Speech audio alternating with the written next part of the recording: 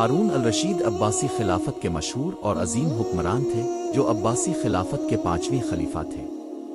उनकी खिलाफत का ज़माना 786 से 809 तक था और उनके दौर को इस्लामी तारीख के सुनहरी अदवार में शुमार किया जाता है। हारून अल-रशीद इल्म व अदब के दिलदादा थे और उनकी खिलाफत के ज़माने में बगदाद इल्म, तहज़ीब और सकाफ़त का मरकज़ बन गया था। उनकी शख्सियत और उनके दूर हुकूमत से जुड़े कई दिलचस्प और हिकमत से भरपूर वाक़यात इस्लामी तारीख में महफूज हैं। उन्हीं में से एक वाक़या उदाना हो और खलीफा हारून अल-रशीद का है जो हिकमत अक़ल और दुनिया की हकीकत पर गहरी रोशनी डालता है। इस वाक़ये को तफसील से बयान करने से पहले हारून अल-रशीद की शख्सियत और उनके दौर के पस मंज़र को समझना ज़रूरी है। हारून अल-रशीद का पस मंज़र। हारून अल-रशीद 763 में ईरान के इलाके री में पैदा हुए। उनके वालिद मेदी अब्बासी खिलाफत के तीसरे खलीफा थे और उनकी वालिदा खिज़रान एक दानिशमंद खातून थी। हारून अल-रशीद को बचपन से ही बेहतरीन तालीम दी गई। उन्होंने कुरान, हदीस, फ़िक़्ह और दीगर उलूम में महारत हासिल की। उनके दूर हुकूमत में बगदाद को दुनिया का सबसे ज़्यादा तरक्की याफ्ता और खुशहाल शहर समझा जाता था। उन्होंने बगदाद में बैतुल हिकमत, हाउस ऑफ विज़डम की बुनियाद रखी जहां मुख्तलिफ उलूम और फ़नून पर तहक़ीक़ और तर्जमा किया जाता था।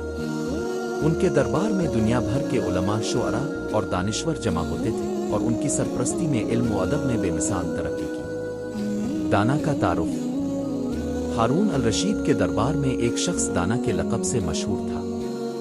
इसका असल नाम तारीख़ में वाज़े नहीं है, लेकिन वो अपनी अक्ल, दानाई और फ़लसफ़ियाना गुफ्तगू के लिए मशहूर था। इसे मुख्तलिफ मसाइल पर गहरी नज़र और दुनिया की हकीकतों को समझने की सलाहियत हासिल थी।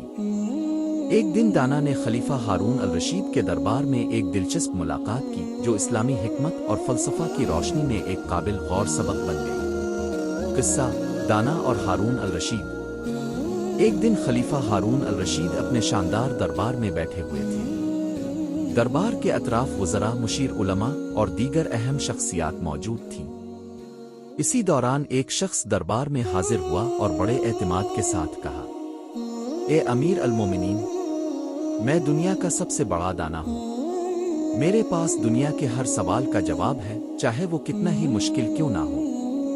हारून अल-रशीद, जो हमेशा दानिशमंदाना गुफ्तगू के शौकीन थे, इस शख्स की बात सुनकर मुस्करा दिए। उन्होंने कहा, अच्छा, अगर तुम वाकई दाना हो तो मेरे चंद सवालात का जवाब दो।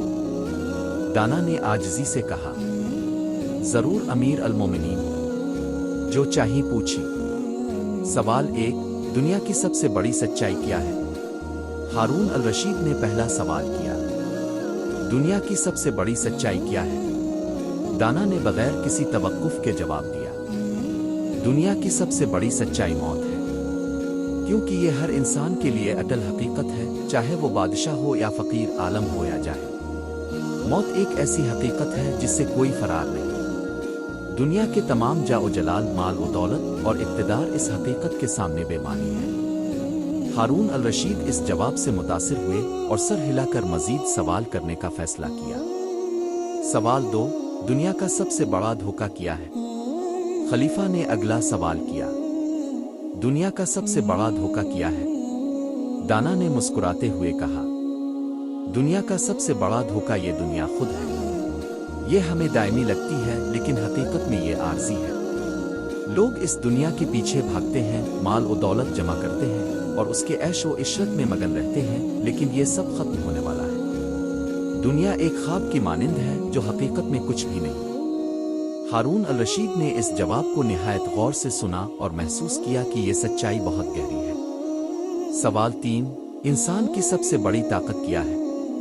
खलीफा ने तीसरा सवाल किया, इंसान की सबसे बड़ी ताकत क्या है?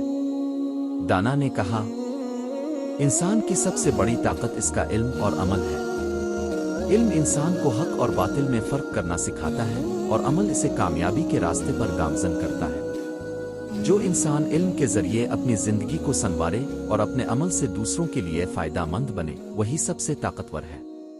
सवाल 4, सबसे बड़ी कमज़ोरी क्या है? खलीफा ने पूछा, सबसे बड़ी कमज़ोरी क्या है? दाना ने जवाब दिया, सबसे बड़ी कमज़ोरी इंसान का नफस है। اگر انسان اپنے نفس کو قابو میں نہ رکھ سکے تو وہ گمراہی اور تباہی کی طرف جا سکتا ہے۔ نفس کی خواہشات کو قابو میں رکھنا انسان کو کامیاب بناتا ہے۔ سوال 5، زندگی کا سب سے بڑا مقصد کیا ہے؟ ہارون الرشید نے آخری سوال کیا۔ زندگی کا سب سے بڑا مقصد کیا ہے؟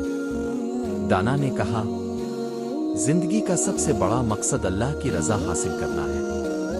انسان کو اس دنیا میں عارضی زندگی دی گئی ہے تاکہ وہ اپنے اعمال کے ذریعے اپنی آخرت کو سنوار سکے۔